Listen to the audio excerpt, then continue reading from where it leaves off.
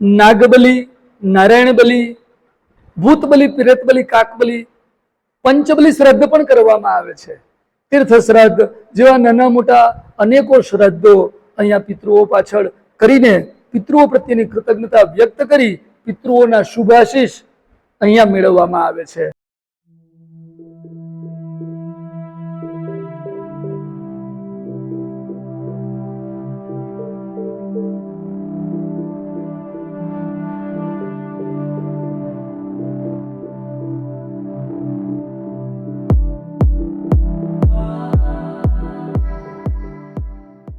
સ્વાગત છે આપ સૌનું એક નવા વિડીયોમાં. અત્યારે હું ડભોઈથી ચાંદોદ આવ્યો છું. ચાંદોદ કે જે વડોદરાથી માત્ર 50 કિલોમીટરની દૂરી પર આવેલું એક જ ખૂબ જ સુંદર એવું સ્થાન છે કે જે માં નર્મદાના કિનારે આવેલું છે.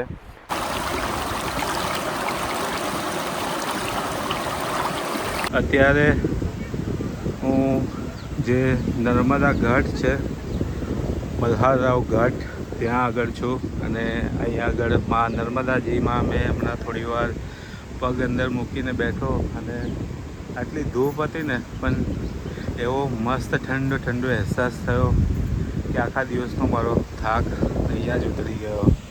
આ તરફ તમે જોશો ને તો ત્યાં બધી બોટ ને એવું છે અને જે બધી વિધિ થતી હોય પિતૃ તર્પણ માટેની તો એ બધું અહીંયા આગળ થતું હોય છે.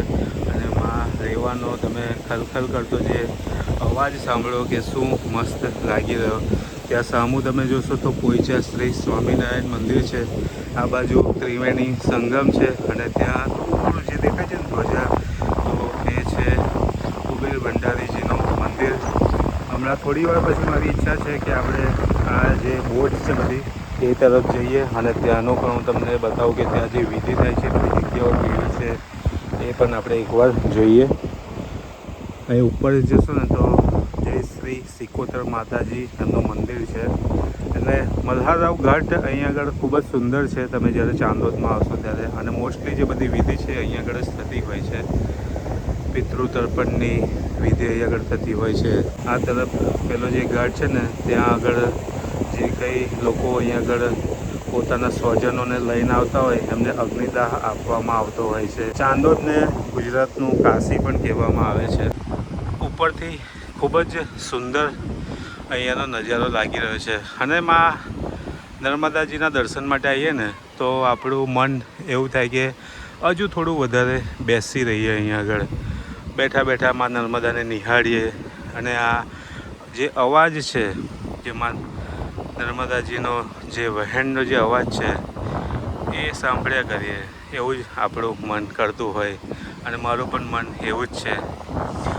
એટલે હું અહીંયા આગળ ક્યારનો બેઠો છું. ધૂપ વધારે છે પણ તે છતાંય જ્યારે અંદર પાણીમાં પગ નાખી અને હું બેઠો ને તો બિલકુલ પણ અહેસાસ જ નહીં થયો કે ધૂપ છે એવું.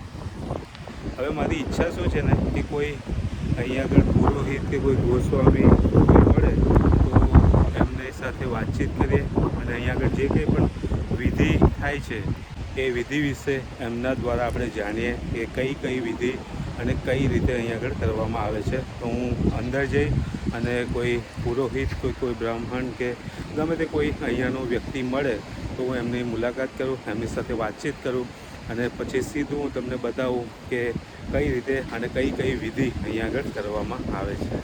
નારમલે હર દક્ષિણ પ્રયાગ રેવોરી સંગમ ચંડીપુરમ તીર્થમાં આપનું સ્વાગત છે. કદાચ અચરજ લાગે આ કઈ જગ્યા, તો આજનું લેટેસ્ટ નામ એનું છે ચાણોદ. ચાણોદમાં માતા નર્મદાજીના ખોળે ત્રિવેણી સંગમ, 3 નદીઓનો સમન્વય નર્મદા, ઓરસંગ અને અદ્રશ્યમાન ગુપ્ત સરસ્વતી, આ 3 નદીઓનો ત્રિવેણી સંગમ જે દક્ષિણ પ્રયાગ તીર્થ તરીકે ઓળખાય. દક્ષિણની ગંગા એટલે માતા નર્મદાજી. નર્મદાજીના ખોળે આવેલું ચાણોદ યાત્રાધામ, તીર્થધામ, ખાસ કરીને દિવંગત થઈ ગયેલા પિતૃઓને, સદગત પિતૃઓને સાચી શ્રદ્ધાંજલિ આપવા રોજના હજારોની સંખ્યામાં લોકો અહીંયા આવતા હોય છે.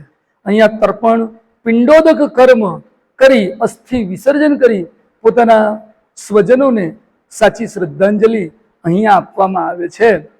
માતા નર્મદાજી જીવ માત્રનું કલ્યાણ કરે છે, જીવ માત્રને સદગતિ આપે છે. નર્મદાજીનો આ તટ પિતૃ કાર્ય કરવા માટે ઉત્તમ બતાવેલો છે.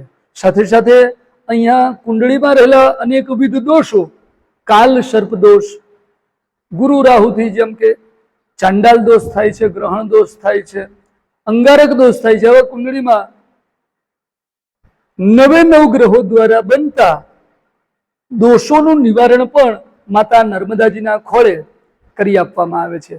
માત્ર ભારતભરમાંથી જ નહીં, વિદેશથી લોકો અહીંયા આવી અને તર્પણ, પિંડદાન, અસ્થિ વિસર્જન પણ અહીંયા કરે છે. નર્મદાજી એ ભવતારિણી છે, મનકામનેશ્વરી છે. ગુજરાતની તો જીવાદોરી છે જ, પણ આપણા પિતૃઓને પણ સદગતિ આપનાર માતા નર્મદાજી છે. અહીંયા સમસ્ત પિતૃઓ પાછળ નાગબલી, નારાયણ બલી, ભૂતબલી, પિરતબલી, કાકબલી, પંચબલી શ્રાદ્ધ પણ કરવામાં આવે છે. તીર્થ શ્રાદ્ધ જેવા નાના મોટા અનેકો શ્રાદ્ધો અહીંયા પિતૃઓ પાછળ કરીને પિતૃઓ પ્રત્યેની કૃતજ્ઞતા વ્યક્ત કરી પિતૃઓના શુભાશીષ અહીંયા મેળવવામાં આવે છે.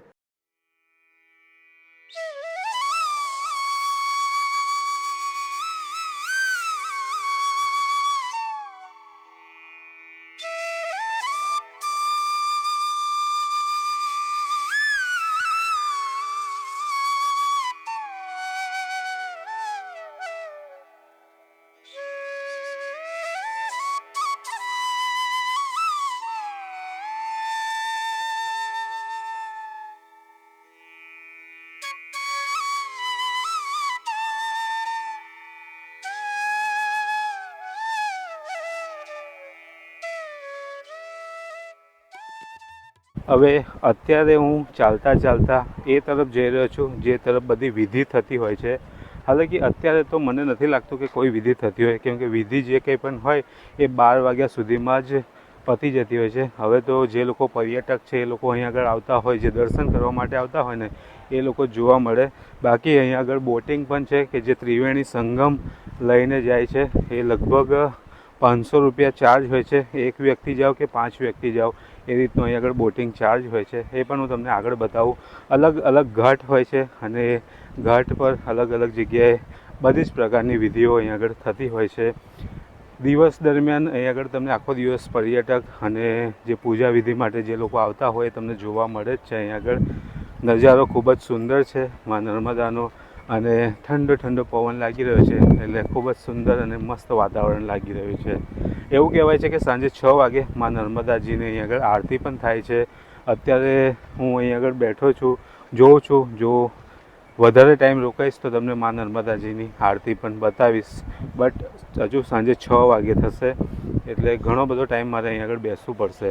તો હજુ મેં ડિસાઈડ નથી કર્યું કે આરતીમાં હું બેસું કે નહીં, કેમ કે હજુ અહીંયાથી મારે 50 કિલોમીટર ડ્રાઈવ કરી અને પાછું ઘરે પણ જવાનું છે. જોઈએ. બાકી કંઈક આ રીતે અહીં આગળ તમને બધી બોટ જોવા મળશે.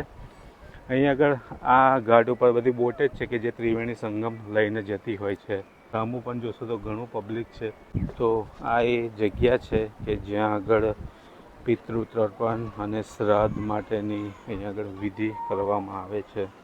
સવારમાં તમે આવો ને તો ઘણું પબ્લિક અહીંયા આગળ હોય છે. અહીંયા બધા બોટિંગ કરવા આવે છે. નદી ત્રિવેણી સંગમ પર નાહવા માટે આવે છે. પછી અસ્થિ વિસર્જન માટે આવે છે. ત્યાં અસ્થિ વિસર્જન કરીને સામે નાહવાનો મહિમા છે. નહીંને પછી અહીંયા લઈ આવીએ છીએ અમે બોટમાં. અને બોટિંગમાં શું ચાર્જ હોય છે? બોટિંગમાં 1 થી 5 વ્યક્તિના 500 રૂપિયા લઈએ છીએ. એક વ્યક્તિ જોવે તો બી 500? હા, 1 થી 5 જણના. હા, આવા જવાના, સંગમમાં વિસર્જન કરી અને સામે કિનારે સ્નાન કરીને અહીંયા લાવવાના. હા. અને આમ કોઈને ફરવા માટે જવું તો એ ત્રિવેણી સંગમ સુધી જાય એટલે એ મેક્સિમમ ચાર્જ 500 રૂપિયા લાગે. શું નામ તમારું? મારું નામ પ્રજ્ઞેશ બારિયા. અને આ શું કામ થઈ રહ્યું છે? ડામર બનાવે છે. ઓકે. હા. એ ઝાડના રસમાંથી ગાંગડા આવે, એમાં પછી આપણે કપાસિયાનું તેલ આવે ને એ તેલ નાખીને ઉકાળવાનું 5-6 કલાક. પછી આપણે ગુંદર ટાઈપ જ આવે. આપણો પેલો રોડનો આવે ને એવો કારો નહીં, ગુંદર ટાઈપ જ આવે. એને વગાડી અને આ રીતના ઉકળે ને આવો કારો. પછી આપણે નારિયેળના છોડા લીલું નારિયેળને ફાડીને છોડા કરી અને એનાથી મારવું પડે, કારણ કે ઉકળતું હોય ને એટલે પેલું આપણે બ્રશ પ્લાસ્ટિકનું ના ચાલે, બરી જાય. ઓગળી જાય અંદર. બગડી જાય. અને આ શાના માટે આમ એનાથી પાણી ના આવે, લીકેજ કે લાકડું ના એવું કંઈ બગડે. ના હા. થાય કે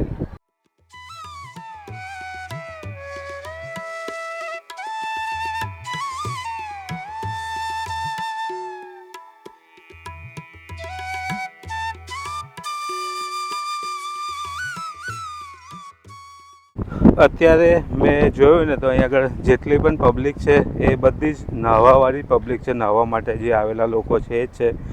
જેમ મેં તમને કીધું, વિધિ સવારમાં 12 વાગ્યા પછી પતી જાય, એટલે અત્યાર પછી તો મોસ્ટલી નાહવા માટે બધા આવતા હોય એ લોકો હોય. એટલે મેં ત્યાં અંદર બહુ શૂટ ના કર્યું, કેમ કે લોકો નાહતા હોય અંદર પોતાની મસ્તીમાં એન્જોય કરતા હોય. એ મારે જાણવું હતું બોટિંગના રેટ અને શું શું હોય છે એ રીતે. તો એ જાણવા માટે હું ત્યાં આગળ ગયો હતો. હાલ પાછો હું જે મલહારરાવ ઘાટ છે એ તરફ જઈ રહ્યો છું. કે વાતાવરણ એકદમ અદ્ભુત છે, સાથે પવન બહુ વધારે છે. એટલે બોટિંગમાં તો મેં નહીં ગયો, કેમ કે ઈચ્છા ઓછી થઈ બોટિંગમાં જવાની. એટલો પવન છે અત્યારે અહીં આગળ. અને એક વ્યક્તિના 500 રૂપિયા છે, જે ત્રિવેણી સંગમ સુધી લઈ જઈ અને પાછા લાવે. એટલે પણ મેં વિચાર્યું કે નથી જવું, ચાલો 500 રૂપિયા એક રાઉન્ડ મારીને આવવાના બહુ વધારે છે મારા માટે. એટલે પણ મેં નહીં ગયો. હવે થોડી વાર અહીં આગળ બેસું અને પછી ઉપર જઈએ.